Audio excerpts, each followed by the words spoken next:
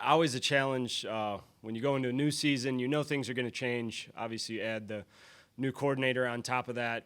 You got to look a lot of different places and really overexpose your players to what could happen. You're playing the guessing game a little bit.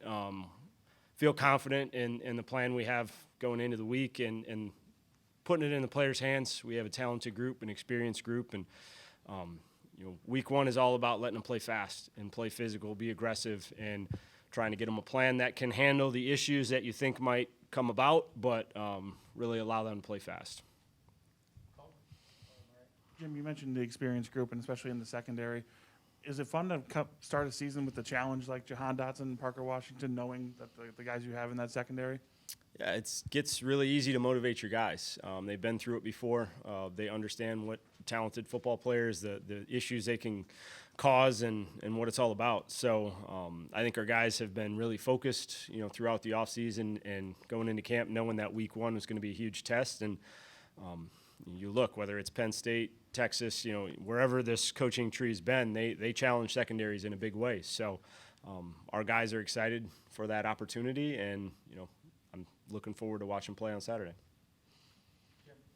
Jim, when you have two guys in the middle of your defense in Sanborn and Chanel that are that experienced and that good, I imagine that's a pretty good luxury. What does that mean for your defense?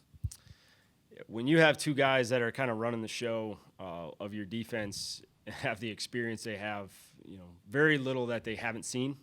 So it provides a lot of comfort for the people around them, usually very clean communication, and we're able to get to some adjustments, whether it's in a game plan or within a game even, that an inexperienced or younger group probably couldn't handle, which makes it fun as a coordinator. And just to me, the biggest thing is they can see it on game day and they can communicate it back to you.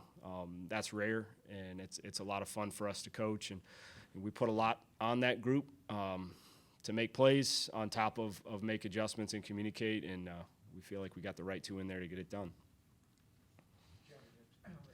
Jim, as far as pressure in the quarterback, in this defense, everybody always asks you about the guys coming off the edges, but getting back to Chanel and Sanborn, how good are they at whatever you call on that particular play, getting into the backfield and getting in the quarterback's face?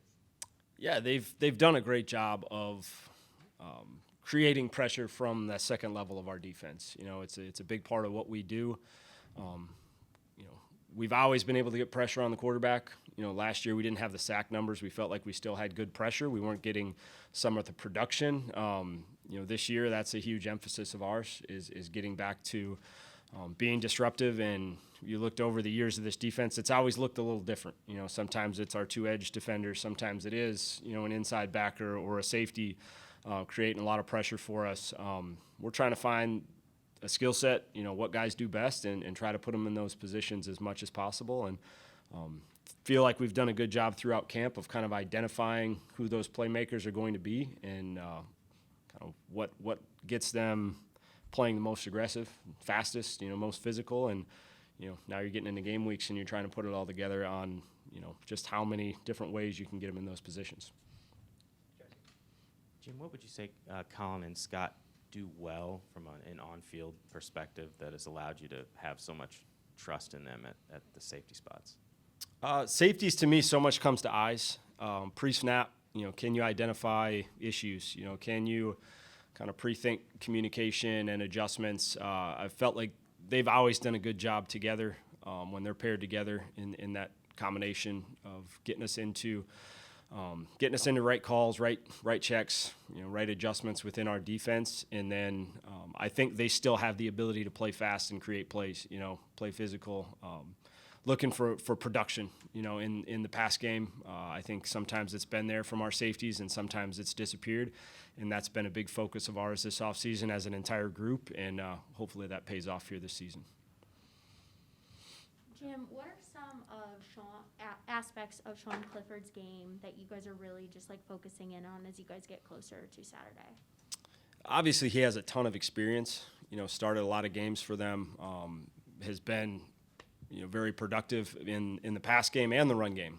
He is a guy that I think enjoys getting hit a little bit. I think he likes having the ball in his hands and kind of gets him into the flow of his game a little bit more. So, obviously, preparing for him to handle the ball in the run game, you know, and they're not afraid to put the ball in his hands. And then in the pass game, he's made good decisions. You know, I saw a lot of growth from 2019 to 2020, especially once that second half of the season came and you saw just a little bit more consistency with some of the decisions he was making. I think he took big strides a year ago. So big test from a quarterback standpoint because you're not going to fool him very often. I think he has a good grasp of what they've tried to do in the pass game and how they use him in the run game to create extra numbers. Just with Clifford again, you said there's a difference between 19 and 20 when you look at the game tape. Aside from the consistency, how has his kind of game progressed over the years from what you can see? I think just some of the decisiveness, right? That's one thing I always just try to see, and it's more of a feeling as you're watching a guy, going from game to game. I thought, when it was clean and when he knew where to go with the football, he was being very decisive and accurate with the ball. I think his eyes, right? I was seeing kind of how he used his eyes to work through progressions and different things, or hold safeties and stuff like that. You could just tell he grew a lot from one year to the next, and hopefully he regressed. I doubt that usually doesn't happen for quarterbacks, but he can have a great year after week one. Jim, one of the guys you talked about last spring, talking about getting pressure, was Aaron Witt, and then he got hurt. And in the practices that were open to us, he wasn't able to do anything. What kind of road does he face to get back to maybe get in the mix, even if it's just situational stuff where he can help you?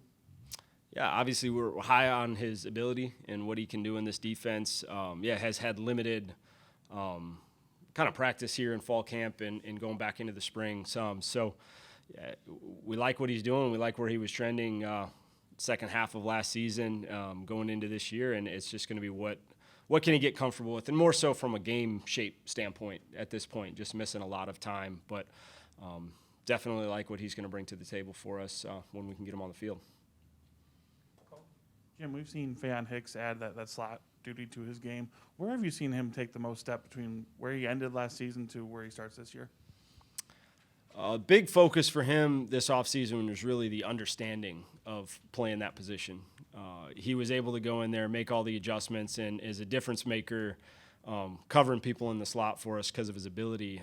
His whole focus this offseason was really to detail it up and to be able to play faster, communicate a little bit cleaner and more efficiently, because you're talking to corners, safeties, backers, right?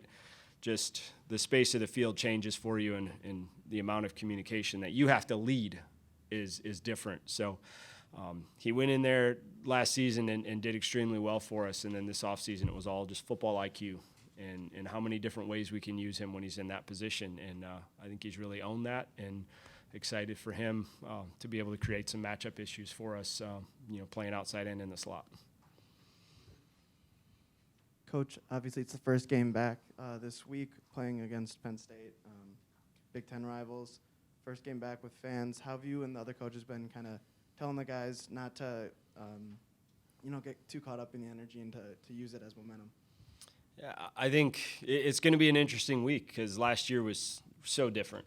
And you think of the amount of guys that have never played in front of, full Camp Randall, right? It's probably half, if not more than half of your team. If you look at some of those younger guys who have been here a couple years and really had small roles or didn't play much that are now juniors even, or redshirt sophomores, obviously the whole freshman class and the incoming class never done it. So it's going to be a challenge, I think, for all teams in the country to, how do you balance the emotion, the communication, right? It was easy. We could communicate on defense at home. It's never happened before, right? So, guys like Nick Herbig, you started an entire year of football, but you never played in front of a full Camp Randall, and you start joking with him a little bit, going, "Can you handle that? Like, are you going to be okay, or are you going to go take a step back?" I think it's a challenge we're all excited for, right?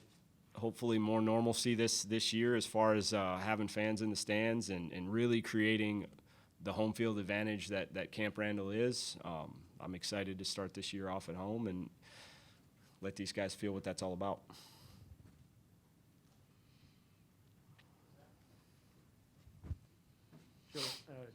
Jim, obviously on the other side of the ball than you, but Joe Tittman, what stood out about him? And heard some guys, he's pretty fast off the ball, pretty quick off the ball, and is a tough guy to deal with. Yeah, I mean, he's a big, strong, physical kid. So he's been a little bit different than what we've had. Some of the O-line positions, especially at center, you think more of the PSUtix, like it's kind of back in that mold of like you better have your hands ready. You better be off the ball quick, and he can present some problems with one size and that strength and kind of explosion off the ball. So excited to see what he can do. Obviously, he was more frustrated than anybody. When you get hurt like that and you just kind of feel like you're spinning your wheels. So I know he's excited to really help this team in any way asked. And it was fun to see him back on the field, and he can definitely cause some problems. Time for one more for Coach Jason. So Jim, when looking at the cornerback on the depth chart, you have two listed as the second team with Dante and Dean behind Fayon, and then Samar and Alexander behind Caesar. Just how did those four compete during fall camp, and what do you like out of that quartet of cornerbacks that, in terms of matchups, that could help your defense? Yeah, I think, from a competition standpoint, one, they've all played. They've all played in big moments for us. They've all were productive in the past in continuing to grow their games. They competed really well. I think they all had big moments in fall camp where you're kind of like, man, he's taking the lead, he's jumping ahead, and then somebody else would battle back and make a few plays the next day. Loved everything they're doing. You look at just what we've done. We've been in nickel significantly over half of our snaps the last 2 years. We got 3 DBs on the field. So you look at really the depth of 6 guys. That's what is real in college football and in our scheme. So I think they all deserve to be noticed in that way. But excited for the versatility that we have. We have a number of guys that can play in the slot. I think we can play to their skill sets week in and week out and put them in positions to have the best matchups. So I'm excited for that corner group because from a depth standpoint and experience and versatility, I think it's probably as good a group as we've had in a while.